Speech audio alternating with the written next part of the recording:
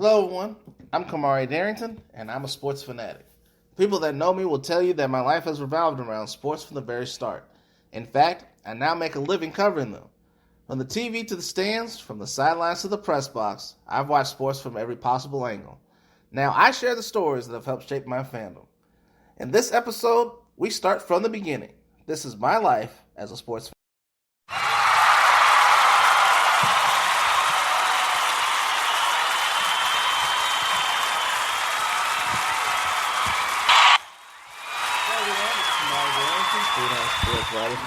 Freelance sportscaster, and I'm getting ready to share some stories with you.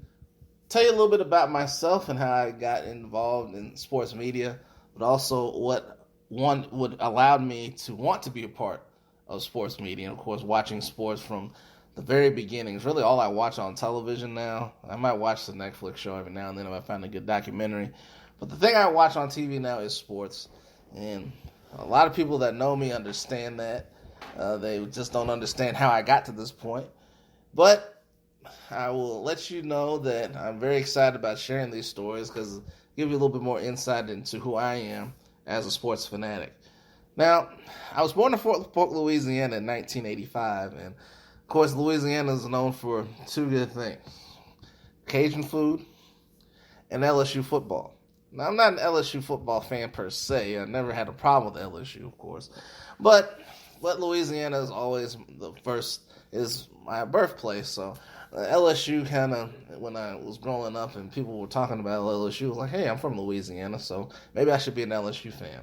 But I really didn't start getting into liking sports until I lived in Fort Riley, Kansas. Fort Riley, Kansas was about 30 minutes away from Kansas State University and KSU Stadium, home to the Wildcats. Shout out to Willie the Wildcat. But anyway, Fort Riley, Kansas was really where I first remember starting watching sports. Michael Jordan was doing his thing with the Chicago Bulls, and they were winning their 3 straight championships from 91 to 93. So watching Emmitt Smith really for the first time and becoming a huge fan of his, and then watching the Braves dominate the NL, start its dominance of the National League East and continue to go to World Series over and over and over again.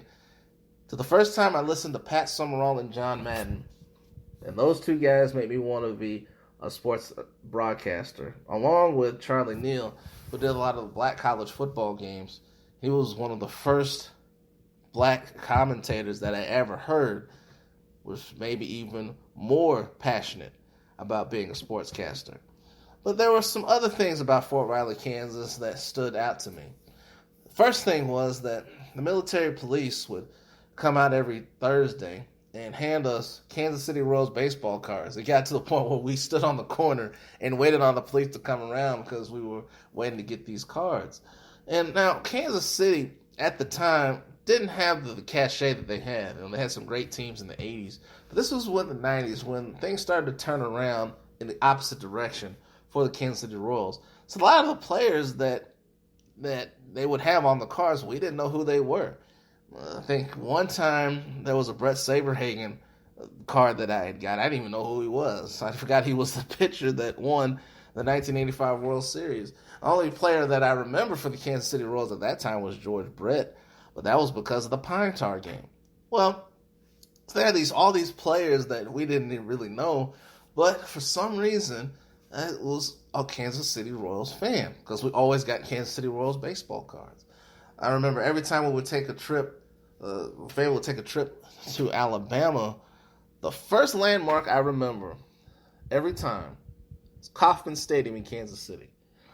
And I remember because there was the big KC sign right there on the side of it, out in center field. And in the right field, of course, they had the water. It has the waterfall. So sometimes you would see the waterfall going, but I just remember seeing that big KC. And every time we passed it, our dad made sure we woke up to make sure that we saw the sign. It was the first sign that we had left Kansas and entered Missouri, but it was also a sign when we came back that we were almost close to home. Talk about a 13 and 14-hour ride. You had to find different landmarks. And the first landmark I remember was Kaufmann Stadium. I've never been to a game at Kaufmann Stadium, but I do plan to go one day. Maybe I'll go as a fan. Maybe I'll go as a broadcaster. I don't know. Speaking of Kansas State, my first disappointment as a sports fan it involved Kansas State, but it wasn't Kansas State's fault. I remember being in the second grade, and I had won tickets. Our class had gotten tickets to a Kansas State football game. I forget how we got them, but I had 2 tickets, and of course, I had 1 ticket, and I had to have someone take me to the game. So my mom wouldn't take me because it was too cold. I figured my dad would understand, me wanting to being a football fan and me wanting to go to a Kansas State football game. And I begged my dad to take me. I remember asking him every 5 minutes of the game, "Could you take me? Could you take me? Could you take me?" And every time he said, "No, it's too cold." I ended up stopping with about 5 minutes left in the third quarter because by the time we would have gotten to Manhattan, of course, the game would have been over. But that was a little bit of a disappointment for me at the time. I forgot what I did with that ticket stub. I think I just ended up throwing it away because I was so devastated that I didn't get to go to my first live game. But my dad made up for it by taking us to Kansas State games. We went to 2 Kansas State games, I remember. Can't remember who they played, but it didn't matter because they blew them both out. And they weren't conference games. They were non-conference games early on in the season. But that was really when Kansas State started to turn things around under Bill Snyder. And the games were always fun. It was a sea of purple. I mean, the stadium was always full. And I remember Willie the Wildcat, the mascot. He used to come out, and every time they would score, he would do touchdown. He would do push-ups for every touchdown, every point that they had scored. And then he did this cheer, KSU Wildcats. And my brother, who was about 5, 6 years old at the time, loved to imitate Willie the Wildcat. And it was always so funny because he always did it so perfectly with the leg kicking out, the arms flailing away, showing the KSU sign. And Kansas State kind of became our team for a little while until we moved to San Antonio, Texas. But Fort Riley was a great place to live, even though it snowed a lot there. Those are the first memories I had of being a sports fan. And, watching sports on TV kind of became a ritual around us. In fact, our dad would let us stay up late to watch games if we were watching games together. And some of the moments that I remember growing up as a kid that just really turned me on to sports really became iconic moments in the history of sports. You go back to 1993 in Game 6.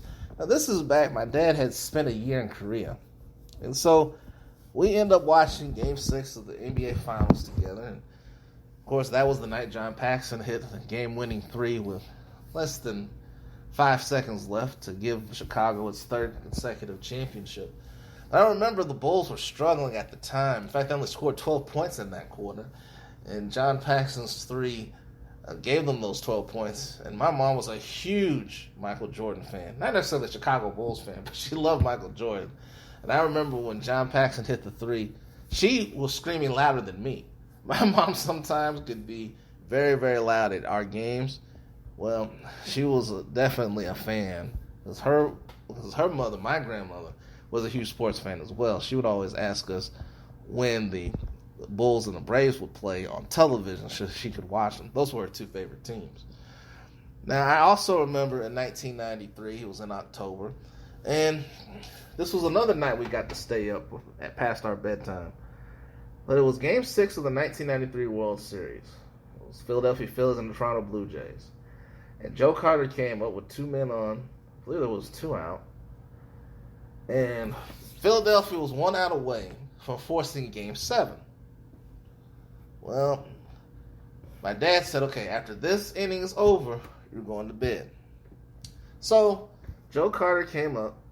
I forget what the count was, but he swung and he hit the ball down the left field line. And I couldn't even see the ball disappear. I just remember the fans cheering and everyone jumping up. And I just remember, just as Joe Carter was being lifted off of his shoulders, my dad turned the TV off and said, okay, it's time to go to sleep now. That was about midnight when that ball landed. Midnight our time when it landed, but it was a great game. Now, another memory I had really changed my perception of sports. It was 1994. It was the NCAA Women's Championship game between North Carolina and Louisiana Tech. I remember this game for two reasons. Number one, my dad was a big North Carolina fan at the time. But also, we were washing clothes that day. I don't care where my mom was. I think she was out running errands. But my dad had me help him wash clothes.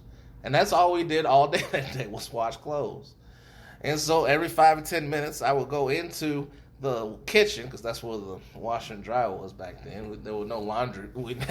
Our house wasn't big enough to have a laundry room. But in any event, I kept going back and forth into the laundry room. So this was crazy because I had never really watched a women's basketball game before. And I remember my dad talking about Cheryl Swoops in 1993 at Texas Tech, and I do remember she scored an NCAA record 47 points in the championship game because they did a flashback to that game. But my dad just raved about Cheryl Swoops, thought she was the greatest women's basketball player at the time. But anyway, so I'm going back and forth towards the end of the game, and it was a back and forth game. Louisiana Tech had a 2-point lead with less than a second to go, about 0.7 of a second. And I remember my dad saying, go check on the clothes. I think they were white clothes. I don't know. But I went into the room, and my dad quickly called me back in because the play was getting ready to start. But something that happened, and the horn sounded again, so there was a little bit of a delay. So I went back into the room. And my dad said, come on, come back here quick.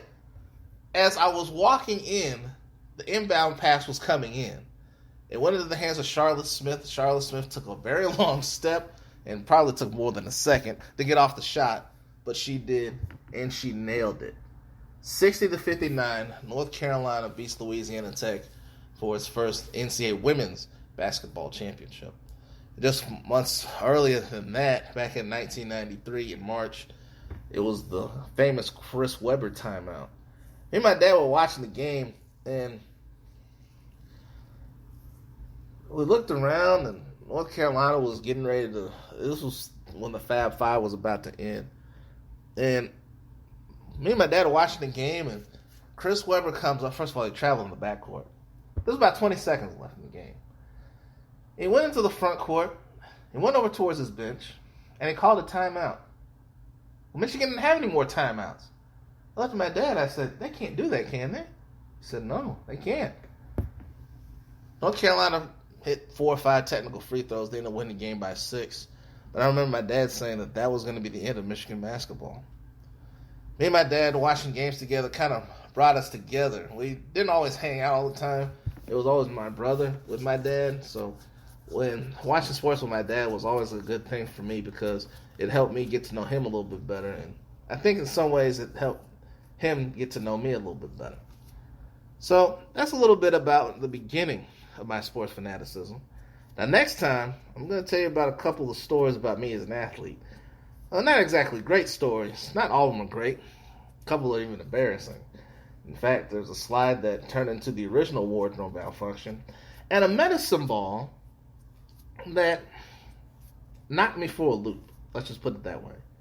That's next time on the podcast. This is my life as a sports fanatic.